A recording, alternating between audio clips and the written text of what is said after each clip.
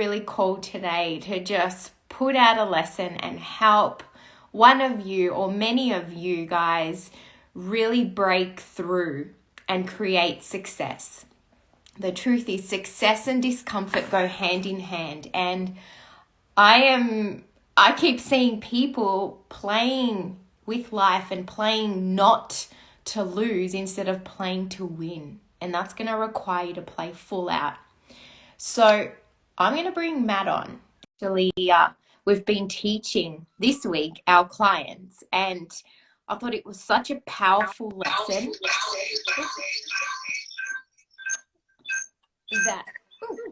that I actually wanted to make sure that I can help many of you guys as well at the same time. So, Matt, you're on. Welcome. Hello. Hello, Ron. Hey, Nat. I can see you there. Hello.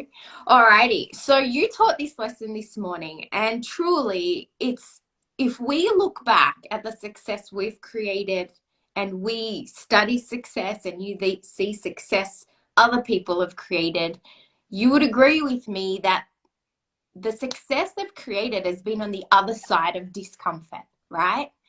Looking back at your life right now and all those decisions you've made that were uncomfortable, can you connect the dots and look back that these were moves that were uncomfortable but have given you great reward?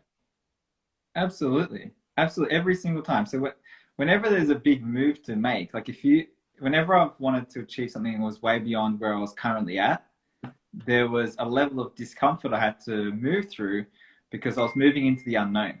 There were things that I was maybe trying something new or experiencing something new, and that was a new energy that I was welcoming into my life. So yeah, absolutely, 100%. There is always some sort of discomfort to move through when you're working towards something that is beyond where you are at the moment.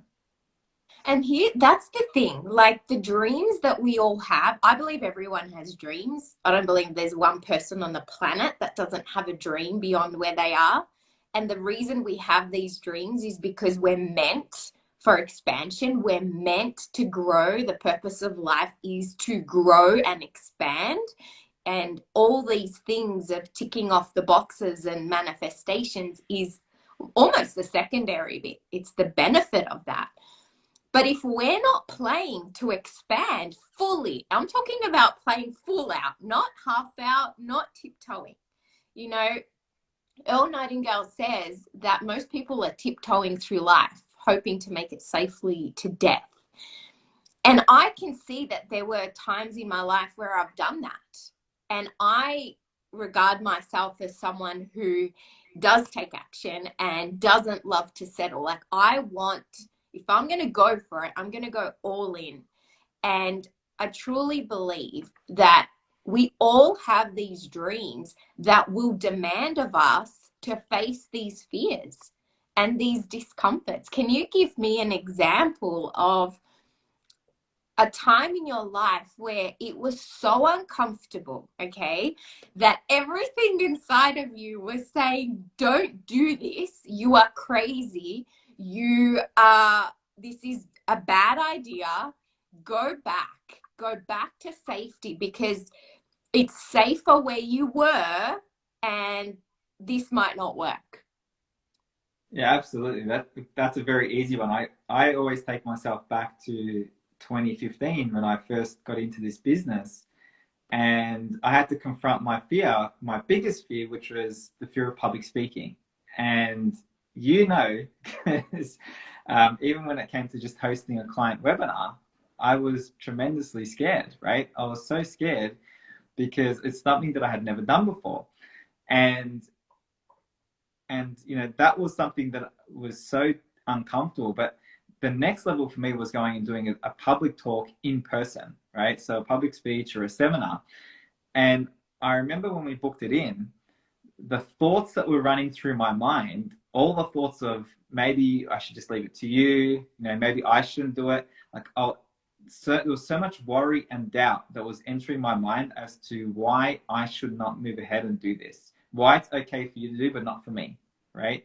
And so it was a terrifying process, but that worry and doubt was like instant. And I'm very grateful, obviously. By the time our first seminar came to pass, it was about 6 months into my journey in studying this material and understanding myself and recreating my self-image. So what I knew is that I had to really kick those thoughts out. I had to kick out the worry, the doubt, because that was what was creating fear and anxiety within me. And so I started to use my higher mental faculties and start imagining what the benefits would be, what I would get out of going and doing the public speaking, what I would, how I wanted it to go. So I started to flip my mind from a negative polarity to a positive polarity. But that fear, that worry, and that doubt is like instant. And it was trying to convince me of every reason why I should back out of it. But I did follow through, thank God. And the beautiful thing is, the reward, when the fear is so great, the reward on the other side it's huge. The reward is huge. And I've benefited so much. Thank goodness that I did follow through with it. And I broke through those fears, because now, public speaking and talking in front of audiences is something that I love to do. I took it from being one of my greatest fears to one of my greatest passions now.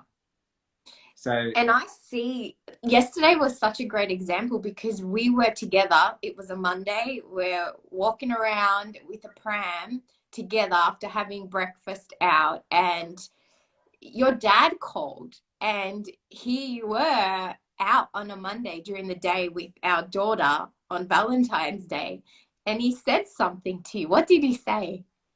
Well, he asked me if I was home, because he was around the corner. He was going to come past and visit. And I said, no, I'm actually walking around the lake with Matt and Chloe. And he said, geez, you got a good life.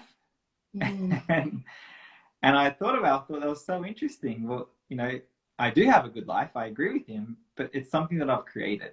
It's something that I've consciously created through a process that, I really asked myself what I wanted. And I've been willing during this whole process to keep doing the things that were uncomfortable and illogical in order for me to live a life that I really want. So that was very rewarding for me to hear him say that.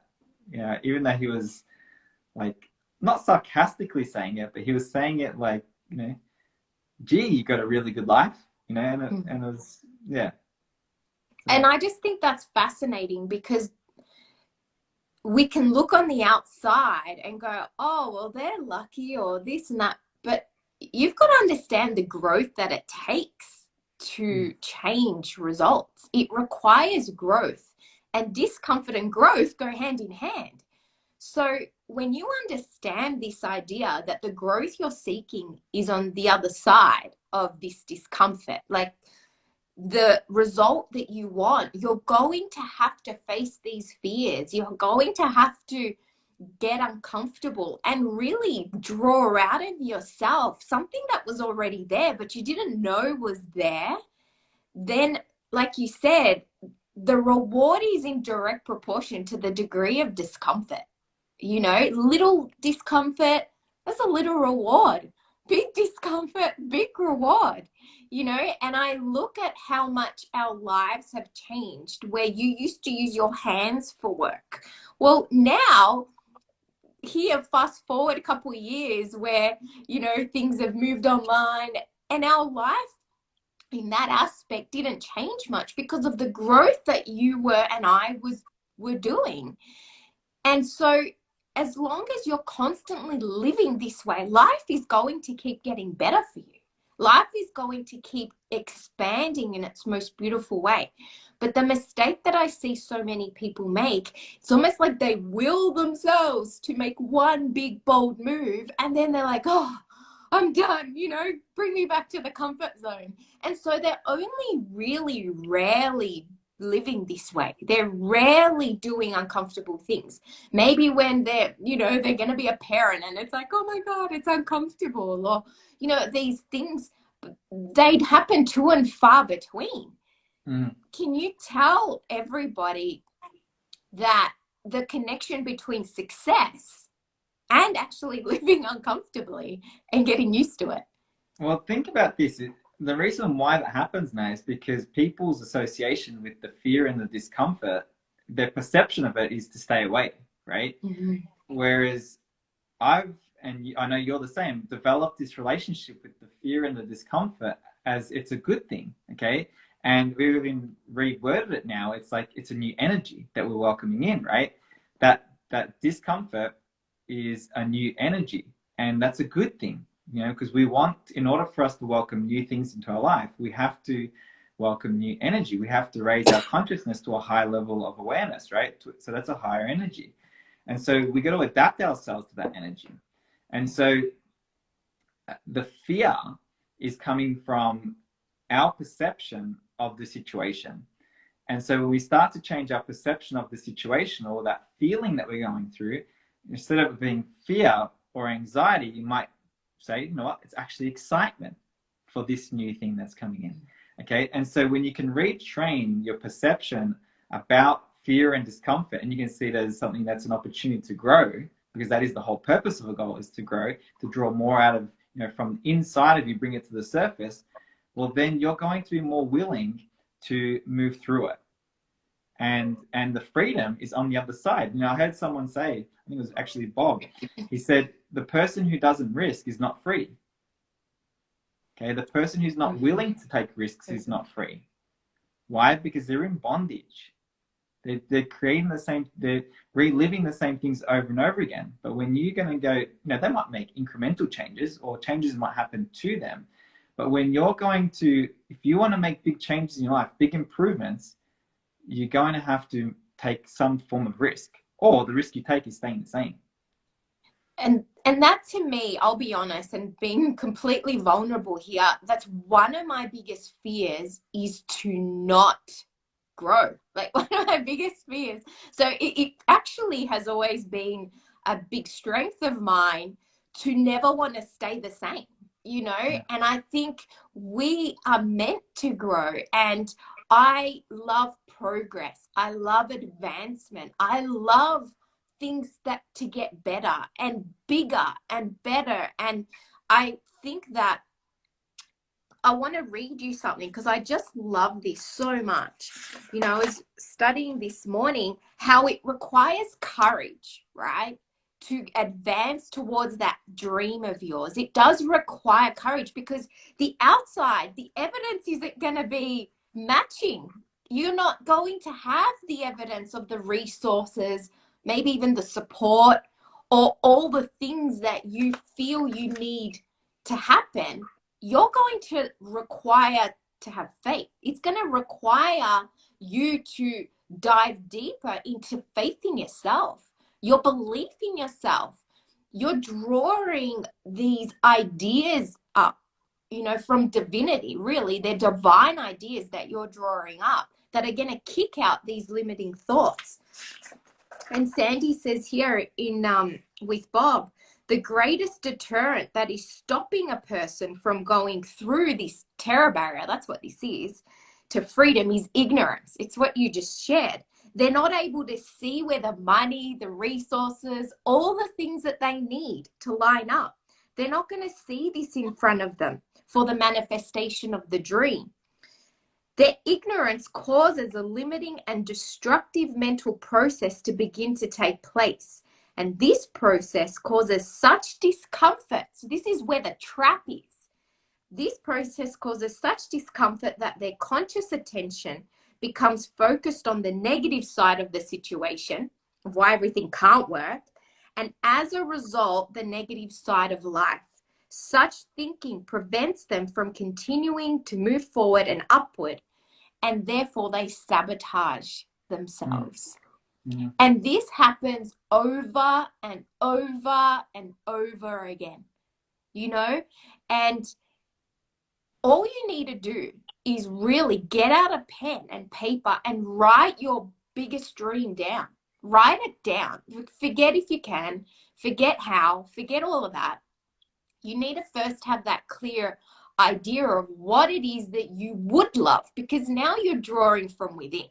It's not intellectual. You're not letting the outside control you. And then you've got to start to really ask yourself, like, as you get emotionally involved with it, of course, these discomforts are going to come up. But there's an exercise I did this morning and I thought was super powerful that I want to share. And I wrote down my goal, my dream. And I also wrote down what are the things that are uncomfortable that I know that I would be doing as the person who's achieved this goal, this dream. And I started writing a list of my discomforts, the things that I need to do. And some of them were personal things, some of them were professional things. But I know that every single one of those things, there's growth on the other side.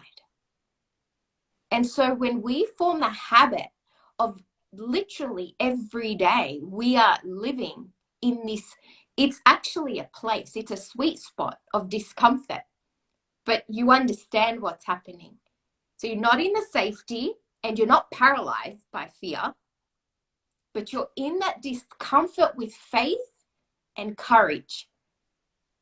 Can you explain to someone who may be wanting to transform their life, they may be even wanting coaching, and there's like, I had someone this today tell me all the reasons why they're afraid, right? Why they're afraid to go after their dream. What would you tell that person? Okay. If they're focused on why they're afraid to go after that dream, what's going to happen to that person is they're getting emotionally connected to the negative polarity of the situation, right? Because there is always a positive and negative in every situation. And so the more you're focused on the what's going to go wrong, why it can't work, the chances of you moving and progressing forward are very, very, very slim. So the key thing is you got to flip over to the other side. You got to ask yourself, yes, there might be some risks. There might be some things that could go wrong, okay? There could be endless amounts of reasons why it won't work. But it takes one idea or one reason why it can to spark you, right? And to move you into action. And you'll find that the reasons of, all the benefits, all the reasons of how you can do it are going to outweigh why you can't. But you have to take your mind there first. Okay, so all the benefits, I encourage you to fix your mind on only how you can. Okay, only fix on your mind on how you can. That's a positive mental attitude. And when you do that, the ideas will start flowing into your mind. You'll start see ways of making it happen. Okay, I remember I mentioned this on a client call this morning where we were teaching this, and I said, I remember having a discussion with Bob, and he was saying to us, like, we were talking about the worst case scenario and the best case scenario. And he said to us, he said, worst case, he said, if the worst case was to happen, would you ever leave your kids without food or shelter? And I said, well, look, even let's say if things went real bad and we lost our home, I still have family to support us and to help us and to provide shelter and all that stuff. So the worst things that could happen that I could imagine were not even that bad, right? You could lose absolutely everything and restart. Doesn't matter how young or old you are, okay? And then I flipped over to the positive and the best things that could happen, and it was like amazing. It felt so good, and it was where my dreams were. It was where it was connected to my heart. So one was connected to my intellect and reasoning, and the other is connected to my heart and the emotional mind, and it's what I really wanted, and that pulled me forward. And that's what we have to do. We have to stay connected to what we want and why we can. And when you can do that, you will see how much more you start winning. Yeah. Yeah, absolutely. And I just think that, even more so now, since Bob's transitioned, it's ever so, like, this fire in my belly has really ignited to another level that we don't know how much time we have left. Like, we really don't. I know I heard that so many times, but I think when you have an impact like that, you don't know how much time is left. So you want to make it count while you're here. Like, don't play small and don't play afraid to lose. Play full out. if you've got given this life to go for it, go for it. And don't leave any stone left unturned. Because the truth is, we're here to go for it, right? And the truth is, it can actually be fun when you lose too. Yeah, it's true. It's not all doom and gloom. You know, you might look back. You know, I look back at times when we've failed at doing things over the last 7 years. You know, we've tried things that haven't worked, been a complete failure, and I laugh at those times. I don't sit there wondering, you know, oh, we shouldn't have done that, or that was a silly decision, or like there are actually things that look back. Even when you lose on a physical level, okay, the gain is still there because you learn lessons. Okay, the lesson is sometimes more valuable than the physical result. Okay, it's such a good point. It is such a good point, because there's richness right there. So in other words, when you change your perception, going for it and doing that thing that's uncomfortable constantly, you're winning the whole time. That's how you ensure success. You'll always be winning. Yeah. You will. So I remember Bob always used to say, you know, you're only a failure when you stop. Yeah. Like, it's not that things haven't worked out. It's just when you've quit. Yeah. So don't go there. Don't quit. Play full out. That's your surest chance of success. There's a great, Arash used to say something great, and I'm sure he still says it. He said, you got to be willing to lose to win. And when the first time I heard him say that, I thought that is one of the most truest things I've ever heard. You got to be willing to lose to win. Doesn't mean you focus on losing.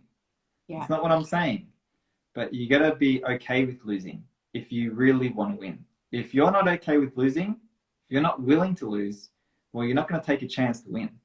Like if you're playing in defensive all the time, how can you win? How can you score a goal if you're playing a sport, right? By chance or luck? No. Like you play, you know, Price Pritchard in his book, U Squared, he says, you got to trust in the power of pursuit. You know, I was sharing this morning as well that the story on the weekend, Eli, our 5-year-old son, he said to me, he said, Dad, he said, I want to provide some service. I said, okay, like, what do you mean? He said, well, I want to earn some money like you. And I said, okay. He goes, I'm going to give away my toys. I said, well, are you going to give them away or are you going to sell them? I said, because, you know, if you want to earn some money, you're going to be selling. And anyway, and so he said, I'm going to sell them. So he set up this little table outside on the front lawn and he picked some handful of toys and he put them in bags and he took them out and he started displaying them on the table. And he asked me, he said, can you stay next to me? Can you sit next to me, you know, and help me with this? And I said, no. I said, I'll sit back. I said, but this is your thing. You know, it's something for you to learn, you know. And he sat there and cars were driving past and he wasn't getting any attention. There was no one walking past. And he said, Dad, this is not working. He said, like, it's not working. What do I do? I said, well, why don't we put some music on? You know, we'll get the speaker, we'll put some music on, and maybe we'll get some more attention. People might think there's a party going on out here, right? And so we put the music on with the speaker and it was all loud. And he had the music and still he wasn't getting the reaction he wanted. People weren't coming. And he come back and said, Dad, it's not working. And I said, Eli, I said, instead of focusing on all the reasons why it's not working, start just thinking of how you can. Like, how can you make this better? How can you bring more people? And maybe start dancing. When people driving past, wave at them or, you know, make it look fun. He said, okay, he tried that again, still wasn't working. And he said, you know what, Dad? He said, I'm going to go to the kids' houses and I'm going to tell them to come to my shop. And so he started to pursue it. He went to one house, the kids weren't home. Went to the next house, the kids were there. They came to his shop. One child did, and the child didn't buy anything, but the child gave him a donation, a financial donation, right? And he was so happy. But what did he do? He went after it. He was uncomfortable in the process, and he flipped from discomfort to pursuing what he wanted, going after instead of just waiting, and he got a change in results, right? he was proud as punch that day.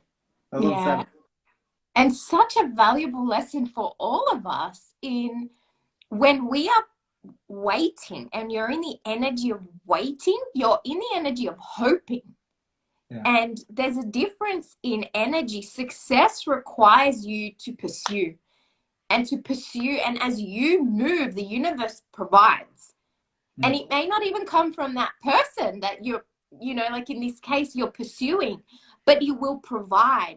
And so much you posted yesterday such a great quote about stagnation. Like stagnation breeds doubt, right? And doubt, and then that's what that negative part of you feels, and you're focused on only why it can't work, and so you will not succeed that way. So by you pursuing, you're in this energy, you're acting. It's faith in action. That's really what it is. And as you move, the universe will supply. But this is so important, and this is why so many people, and this was a version of me in the past. I used to live like this. I used to be that version, wishing and dreaming, but I lacked the faith in action. That's really what I lacked. And the some of the self-image, yeah. But it's the pursuit piece. That's what creates the result. We've got to play to win and not to lose, not to lose, right? That's a mindset in itself. So let's play a game before we finish. I wrote down some questions, and these are some things that some people may think of. Call it paradigm, call it limiting ideas that come up. Maybe they're just doubts that come up in people's minds when they're wanting to go after their dream, right? So I wrote down here. Someone might be thinking of these thoughts. What would your perception be? What would a successful perception be? I'm going to ask you the question. You give me your answer, and then I'll share what I've written down as well. Someone might be thinking, well, what if I lose what I already have? What if I lose what I've got? Yeah, so I'd love to hear, what's your perception? Someone might be wanting to go after their dream. They might want to be going after their business. They may want to invest in themselves, and they're afraid. And their thought is, well, what if I lose this money? What if I lose an income that I already have? Like, what would you tell that person? Well, the truth is that you could lose absolutely everything and start again. Doesn't matter how old you are, you could start again. Okay. And so rather than focusing on what you can lose, you got to focus on what you can gain. Okay. And another thing that comes to mind is that nothing is really yours anyway. In the sense that we don't own anything anyway. Okay. When we move on to the next phase of our journey, everything that belongs to us now, anything that you may have purchased, will belong to someone else. Right. And so rather than getting, so attached to things, okay, we should be focused on creating a life that we love. That's what I think we should be focusing on. I love that. Yeah. So that's what I would say. What would you say? What did you write? Well, I wrote back, well, I know how to create it again anyway. If I created it before, I could create it again. So that's an automatic thought, that as having this perception. And like you shared as well, what could I gain? What can I gain from this? I always used to say this when it came to people wanting to find out about coaching or getting coached, and some of the fears would come up. Oh, what if this doesn't work? Okay, well, worst case scenario, if you follow it, you'll learn about yourself. You'll have more growth within yourself. You'll actually feel better about yourself. You're going to be a different person. If you didn't achieve that financial goal, for example, that's a definition of failure in their eyes. So either way, you've won. Either way, you've grown. Either way, there's good. But you've got to give yourself a chance and go for it, right? What if I let my kids down and I ruin their future by betting on myself? What's your answer to that one? Well, one thing that Because I've that learned came about, up for me at the yeah, early on in our well, career. one thing I've learned about children is that they're going to do that. You can tell a child that they can be, do, or have anything they want, right? But if they don't see their parent doing it, they're not going to understand that on a subconscious level. Mm. So they don't believe it because all it is words. Like, are you showing them through your actions? So if I want my child to believe something, I got to be it. Okay. And so it's really important for me as a parent to go after what I really want and to create a life that I love. And so that becomes part of my child's conditioning because the And environment is I the most important thing. I think it's such a you're absolutely right, and I see that so much in hindsight because early on, when you're going for your dreams and you're not 100% sure things, it's not guaranteed on the with your five senses, and you've got a dependable child. These are emotions that came up for me, and I had a mentor who said, Nat, so many parents keep saying, you can do it, you can be it. And they go and sit on the couch and they don't do anything. And he said, you're not doing that. You're showing them. And so, as uncomfortable as it is right now for you to be doing some of these things, right? It's you're showing them, and they're already so far beyond where we were both at those ages. Like Eli's 5 and he's thinking of providing service and having an income already and getting better at something and mastering something and not making excuses. Like, it's incredible. I just think that the best example we can be is to follow our dreams. Say nothing, Mm-hmm. just do it, right? Okay, next one. What if I fail? That's a common one. Like, what if I fail? And I think it might be worth mentioning, well, what even is failure? What would you say to that? Well, it's okay to fail. There's nothing wrong with failure. Um, Failing is part of winning. Failing, the truth is, we're failing all the way to the goal. Okay, if you think about a rocket going to the moon, it fails its way there, right? It has to keep course correcting. So when we're failing, it's okay. You're course correcting. You just course correct and you keep going. You course correct and you keep going. Course correct and you keep going.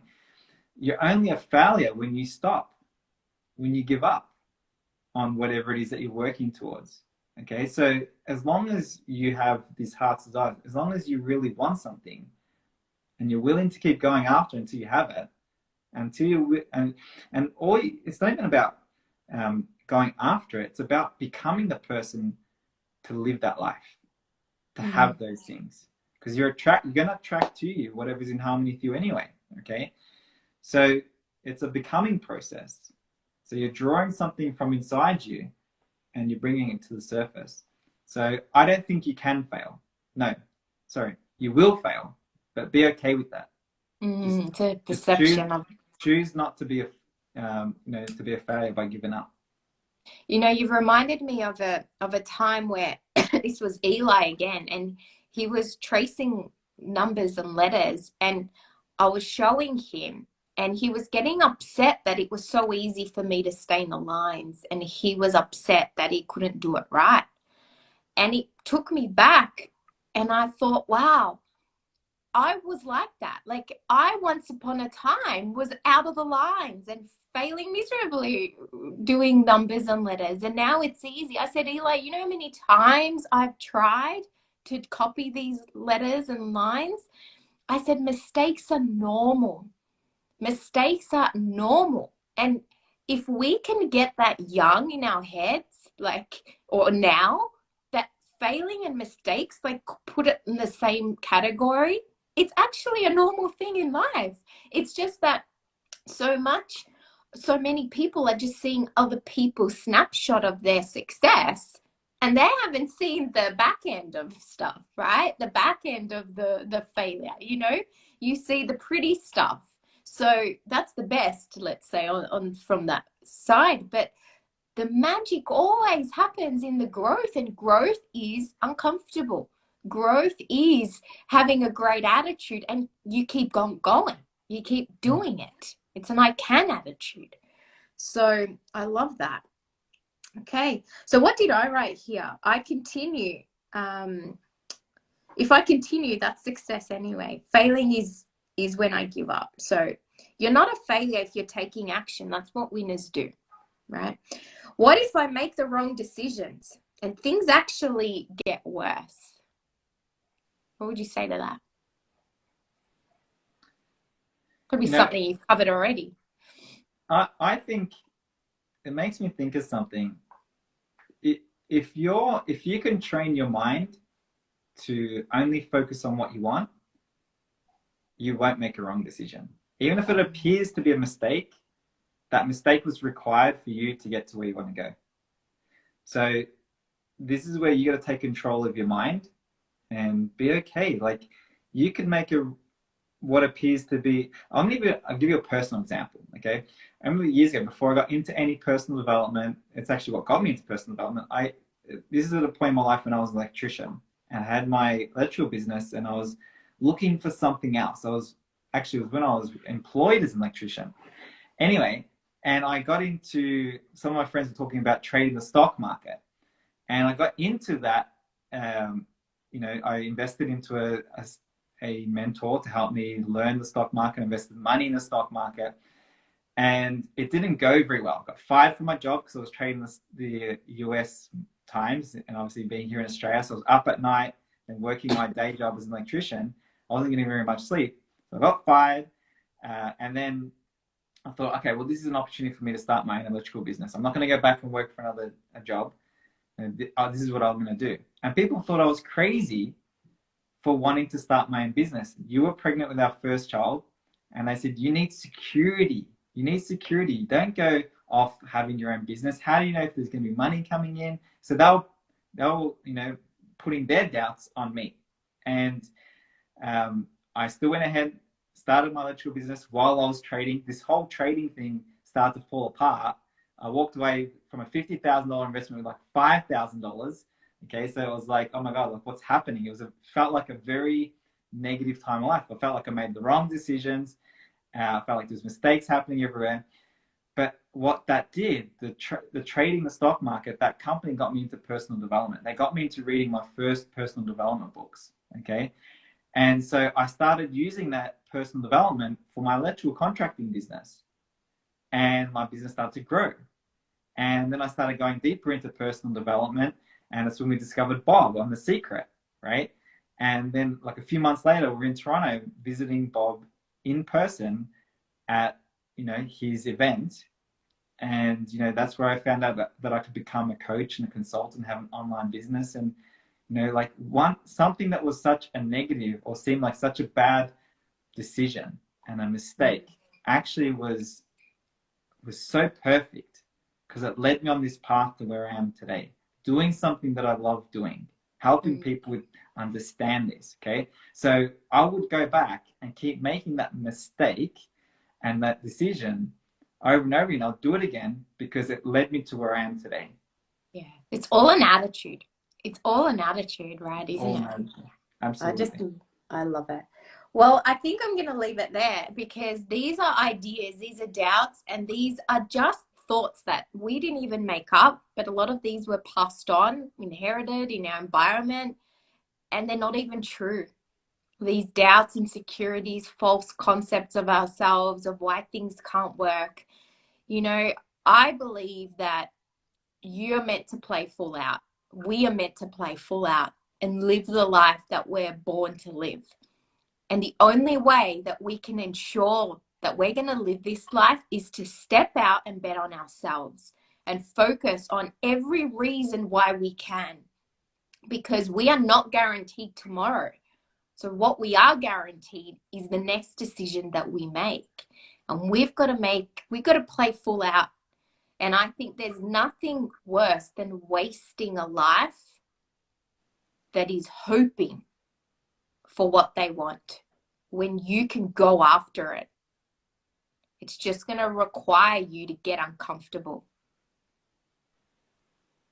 So go for it. How about you, Matt? What are your last words? I think if there's anything that I've learned over the last 7 years, it's don't settle. Like, you go after what you want, and just give yourself a chance.